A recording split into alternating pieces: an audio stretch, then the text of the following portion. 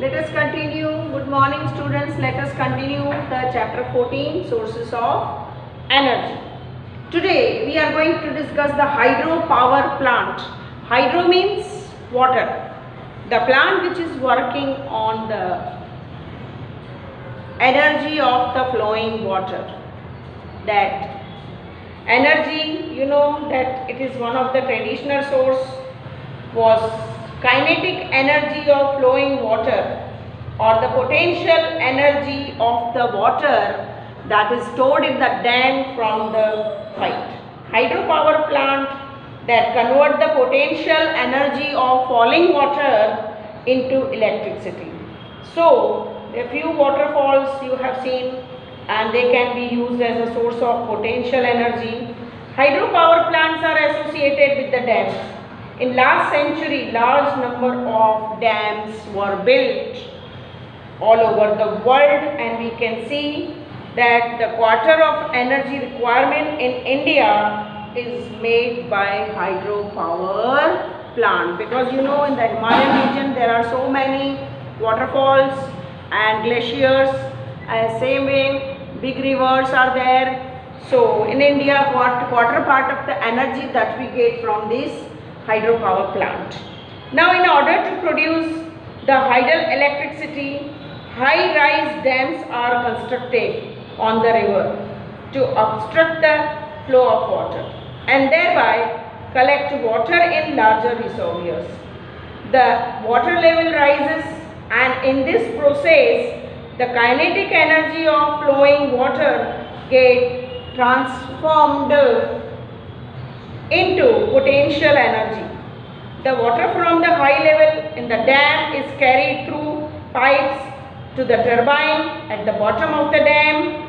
Since the water in the reservoir would be refilled each time it rains, hydropower is one of the renewable source of energy.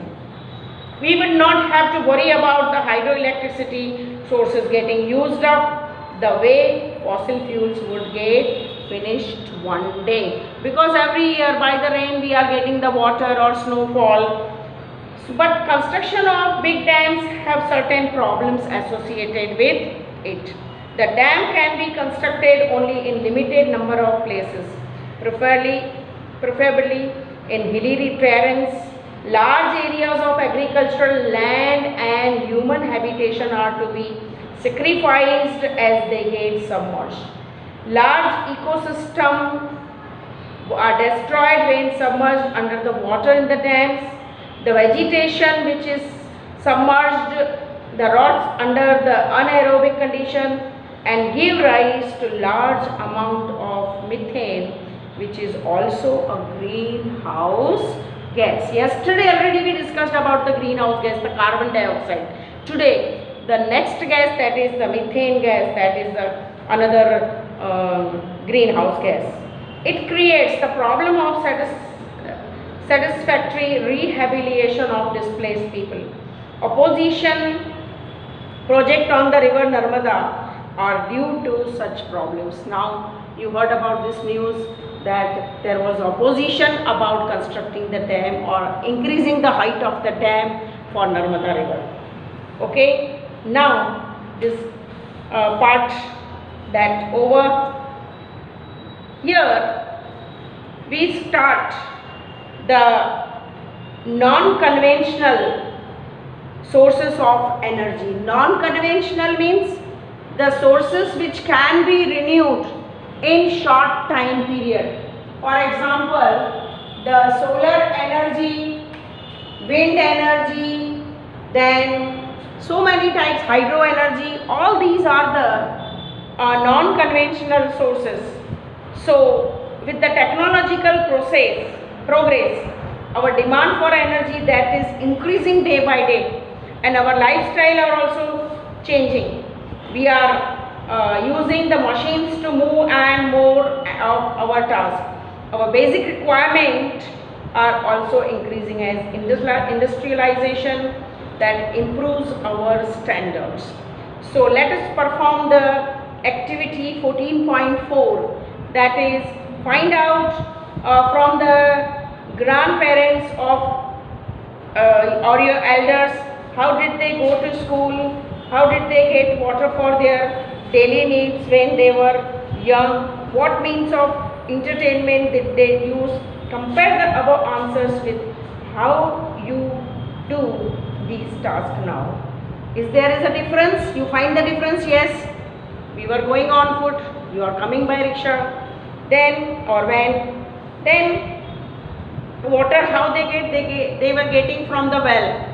Now at our home we are getting by the tap. So there are so many differences. As a fuel they were using the wood or coal or stove primers.